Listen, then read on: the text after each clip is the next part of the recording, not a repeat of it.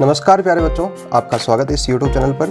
आज कक्षा 10 के लिए प्रश्नावली 7.1 का प्रश्न संख्या 5 है, उसको अपन डिस्कस करने जा रहे हैं। इसमें बच्चों यहाँ पर जो एक क्वेश्चन दे रखा है उसमें ये लिखा गया है, मैंने क्वेश्चन को जो है बिल्कुल शॉर्ट फॉर्म में लिखा है, आप अपनी बुक में इसको देख सकते हो अच्छे से। इसमें लिखा है बच्चों कि किसी कक्षा में 4 मित्र बिंदुओं A, B, C और D पर बैठे हुए हैं, जैसा कि आकृति में दर्शाया गया है। चंपा और चमेली कक्षा के अंदर आती हैं और कुछ मिनट तक देखने के बाद चंपा चमेली से पूछती हैं कि क्या तुम नहीं सोचती हो कि ABCD एक वर्ग है। चमेली इससे सहमत नहीं है। दूरी सूत्र का प्रयोग करके बताइए कि इनमें से कौन सही है और कौन गलत है, ठीक है, या फिर सही नहीं है। इस प्रकार से बातें कर रहा है। तो वहाँ पर देखो बच्चों, इस प्रकार से एक आपका ग्राफ का पेपर दे रखा है और यहाँ पर देखो इस प्रकार से लाइन कर रखी है। तो मैं आपको एक बिंदु निकालना सिखा दूँ। ये इसकी बात करूँ तो यहाँ पर आप जब देखोगे बिंदु A को और इस प्रकार नीचे जाओगे तो यहाँ पर आपका 3 लिखा हुआ है, ठीक है ना।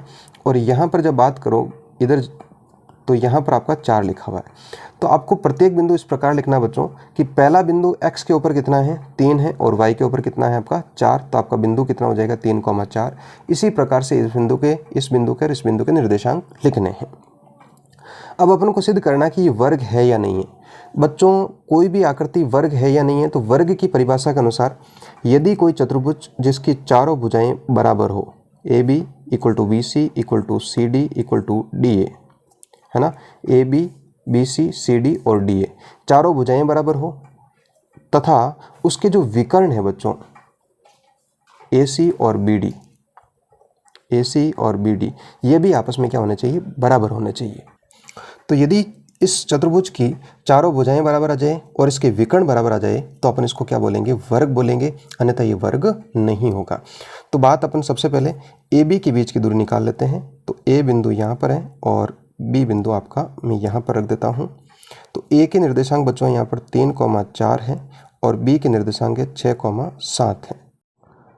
तो बच्चों अपन यहाँ पर दूरी निकाल लेते हैं। सबसे पहले AB के बीच की दूरी निकालेंगे तो वही काम अपन को करना है, XY फिर 1 1 और 2 2 करना है। और फॉर्मूला होता है दूरी सूत्र का AB बराबर √x2 - x1 का whole square plus y2 - y1 का होल स्क्वायर। x2 कितना बच्चों यहाँ पर 6 है, माइनस x1 कितना यहाँ पर 3 का होल स्क्वायर प्लस y2 कितना बच्चों 7 माइनस y1 का कितना है आपका 4 है, को स्क्वायर करना है। 6 में से 3 घटाएंगे तो 3 बचेगा, 3 का स्क्वायर प्लस 7 में से 4 घटाएंगे 3 बचेगा, 3 का स्क्वायर। 3 का स्क्वायर कितना हो जाएगा बच्चों 9 और 3 का स्क्वायर कितना हो जाएगा 9 हो जाएगा। तो बच्चों 9 और 9 को जब जोड़ूंगा तो आपका कितना हो जाएगा 18 हो जाएगा, ठीक है ना बच्चों।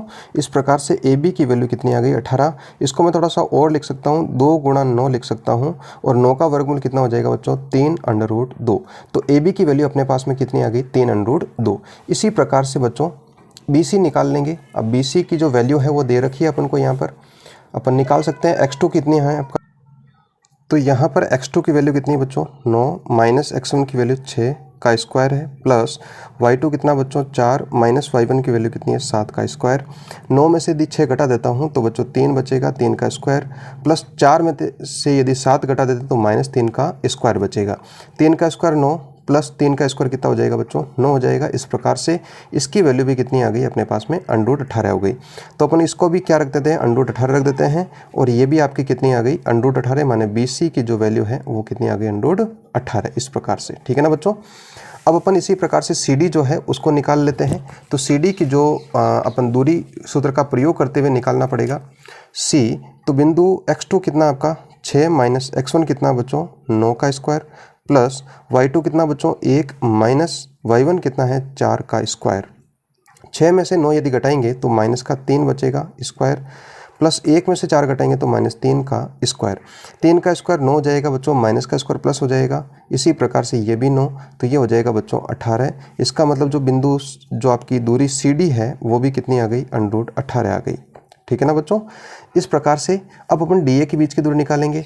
तो सेम प्रोसेस करना है। x2 की वैल्यू कितनी है 3 माइनस x1 की वैल्यू 6 का स्क्वायर प्लस y2 आपका 4 है माइनस y1 कितना है 1 का स्क्वायर।